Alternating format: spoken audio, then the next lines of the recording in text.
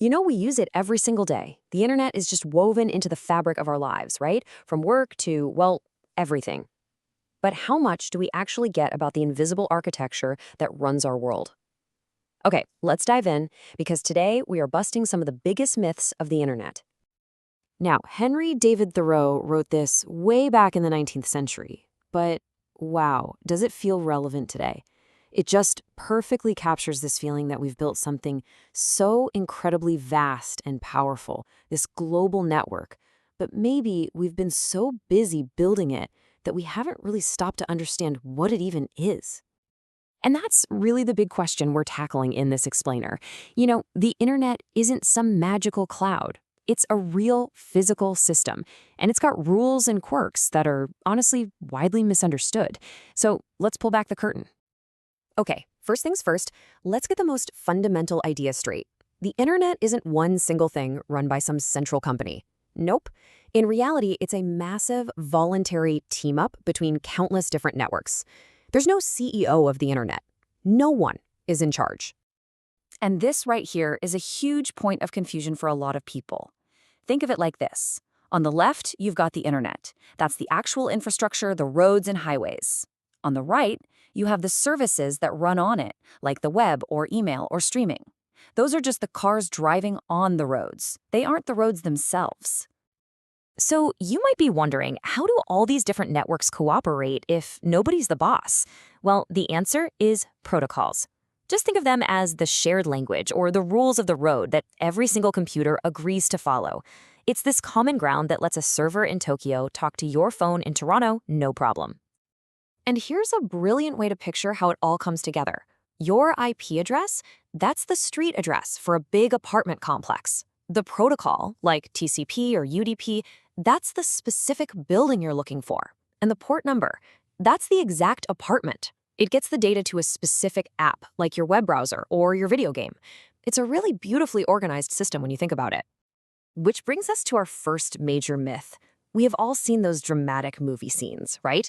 A hacker's on the run, and the hero shouts, "We have their IP." But that big moment of triumph?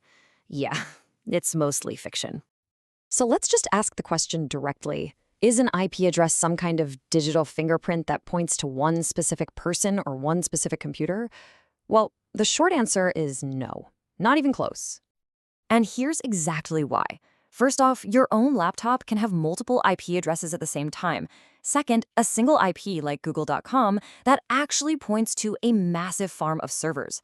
Third, pretty much everyone in your house or office probably shares one single public IP address. And finally, the sender's IP address? It can just be faked. So while an IP is a useful lead, it is far from a smoking gun.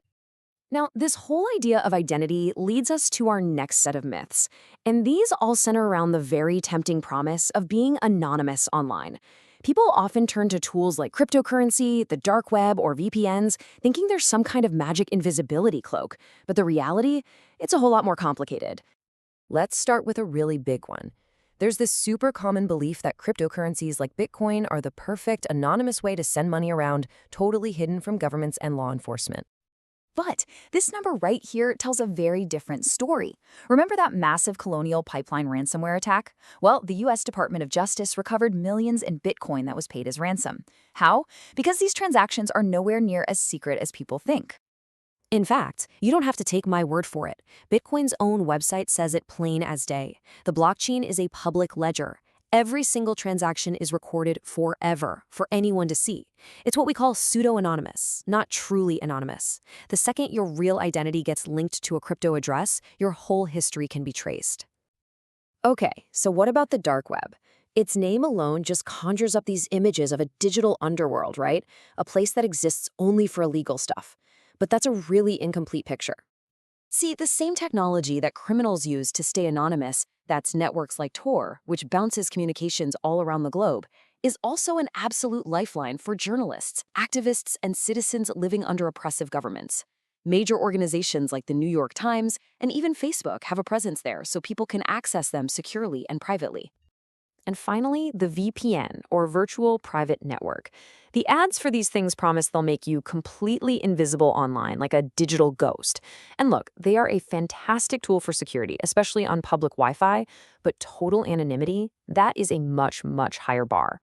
The creators of the Tor network, which is one of the most sophisticated anonymity systems out there, they admitted themselves, perfect anonymity is pretty much impossible. Your own behavior, the data you choose to share, even the VPN provider you use, they can all potentially reveal who you are. Anonymity isn't an on-off switch, it's a spectrum. And all of this brings us to our final and maybe the most important myth we need to bust today. It's the idea that you can just buy a single product, a firewall, an antivirus program, and then declare your network secure. A firewall is absolutely a critical tool, but thinking it's a complete solution is kind of like building one single wall around a huge fortress and just ignoring all the other ways someone could get in. Attackers are creative. They are going to look for ways to tunnel under, fly over, or just get someone to let them in the front gate. I love this quote from Bill Cheswick, one of the pioneers of firewalls. It just perfectly captures the problem. If an attacker gets past that one crunchy outer layer, they often find the inside of the network is soft and totally undefended, which gives them free rein to do whatever they want. So, the crucial takeaway here is this. Good security isn't a product you buy. It's a process. It's a continuous activity of monitoring, updating, and adapting, because the threats themselves are constantly changing and evolving. And I want to leave you with this. It's a chillingly insightful quote from Rob Joyce, the former head of the NSA's elite hacking unit. What he's highlighting is this dangerous gap between what we think is running on our network and what's actually there. And attackers absolutely love to live in that gap. And that really is the question to take away from all of this. Understanding these myths isn't just about trivia.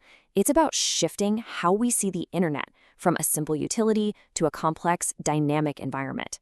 And the very first step to securing that environment is knowing what's really going on inside it.